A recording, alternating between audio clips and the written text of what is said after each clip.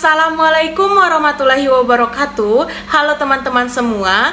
Di video kali ini, kami dari kelompok 2 akan mempresentasikan hasil kerja kami mengenai materi tentang fonem dan alofon. Sebelum kami menjelaskan materi yang telah kami rangkum, kami akan memperkenalkan diri terlebih dahulu. Saya, Apnita Serlindera, dengan NPM A1A021012. Saya Nurmala Saryanti dengan NPM A1A021010. Saya Lustan Argita dengan NPM A1A021030. Saya Sartina Putri dengan NPM A1A021013. Saya Tara Dianur dengan NPM A1A021023. Simak video ini lebih lanjut agar kalian lebih memahami ilmu tentang fonologi.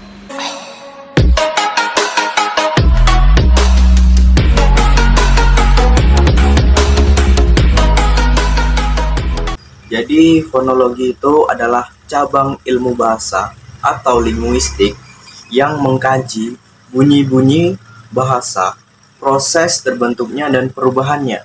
Dan juga fonologi mengkaji bahasa secara umum dan fungsional. Baiklah, di sini saya akan menjelaskan tentang fonem. Istilah fonem dapat didefinisikan sebagai satuan bahasa terkecil yang bersifat fungsional. Artinya, fonem memiliki fungsi untuk membedakan makna. Varian fonem berdasarkan posisi dalam kata. Misal, fonem pertama pada kata makan dan makna secara fonetis berbeda. Ketika ingin mengetahui sebuah bunyi adalah fonem atau bukan, kita harus mencari yang disebut pasangan minimal atau minimal pair, yaitu dua bentuk yang bunyinya mirip dan hanya sedikit berbeda. Umpamanya, kita ingin mengetahui bunyi P, fonem atau bukan, maka kita cari misalnya pasangan kata paku dan baku. Kedua kata ini mirip sekali, masing-masing terdiri dari 4 bunyi. Kata paku terdiri dari bunyi P, A, K, dan bunyi U. Sedangkan kata baku terdiri dari bunyi B, A, K, dan U. Jadi, pada pasangan paku dan baku terdapat 3 buah bunyi yang sama, yaitu bunyi kedua, ketiga, dan keempat. Sudah. Untuk membuktikan sebuah bunyi adalah fonem atau bukan, dapat juga digunakan pasangan minimal yang salah satu anggotanya rumpang. Artinya, jumlah bunyi pada anggota pasangan yang rumpang itu kekurangan satu bunyi dari anggota yang utuh. Misalnya, untuk membuktikan bunyi H adalah fonem atau bukan, kita dapat mengambil pasangan tuah dan tua. Bentuk tuah memiliki 4 bunyi, sedangkan bentuk tua hanya memiliki 3 bunyi. Maka, kalau bunyi H itu ditanggalkan, maka kata itu akan berbeda. Oleh karena itu, dapat disimpulkan bunyi H adalah sebuah fonem H. Alofon adalah variasi fonem yang tidak membedakan arti. Alofon dituliskan di antara 2 kurung siku. Kalau P yang lepas kita tandai dengan P. Sedangkan P yang tidak lepas kita tandai dengan P pangkat tanda kutip. Maka dapat dikatakan bahwa dalam bahasa Indonesia, fonem P memiliki 2 alofon, yakni P dan P tanda kutip.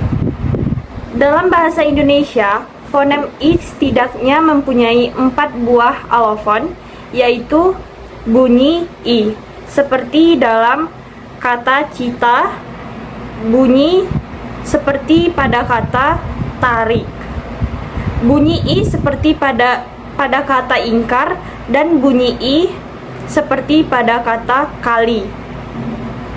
Contoh lain yaitu fonem O, setidaknya mempunyai 2 buah alofon, yaitu bunyi seperti pada kata rokok dan bunyi O seperti pada kata toko.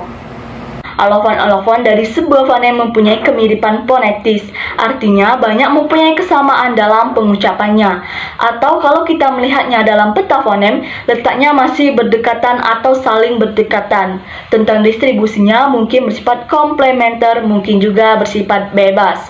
Yang dimaksud dengan distribusi komplementer atau bisa juga disebut distribusi yang melengkapi adalah distribusi yang tempatnya tidak bisa dipertukarkan.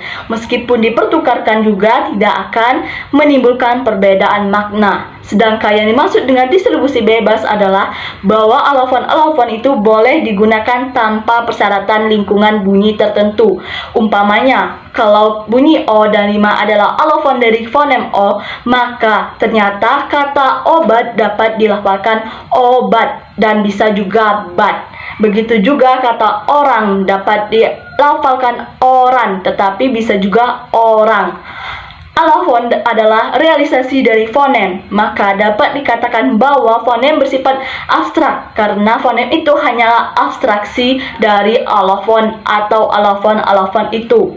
Dengan kata lain, yang konkret atau nyata dalam bahasa, alofon adalah alofon-alofon itu, sebab alofon adalah alofon-alofon itu yang diucapkan. Nah, dari penjelasan teman-teman tadi dapat kita simpulkan kalau kita ingin mengetahui sebuah bunyi adalah fonem atau bukan, kita harus mencari yang disebut pasangan minimal atau minimal pair, yaitu dua buah bentuk yang bunyinya mirip dan hanya sedikit berbeda. Yang berbeda hanya bunyi pertama, yaitu bunyi P pada kata paku dan bunyi B pada kata baku dengan sendirinya. Bunyi B itu juga adalah sebuah fonem karena kalau posisinya diganti oleh bunyi P atau bunyi L menjadi laku, maknanya juga akan berbeda. Itulah tadi presentasi dari kelompok 2. Agar video presentasi kali ini lebih berkesan, saya mewakili dari kelompok 2 akan menutupnya dengan sebuah pantun. Menggoreng ikan dicampur bakmi, goreng terpisah jangan sekaligus. Cukup sekian presentasi dari kami, semoga mendapat nilai yang bagus. Sekian presentasi dari kami, mohon maaf bila ada salah kata, harap maklum kami hanya manusia biasa. Saya akhiri, wassalamualaikum warahmatullahi wabarakatuh.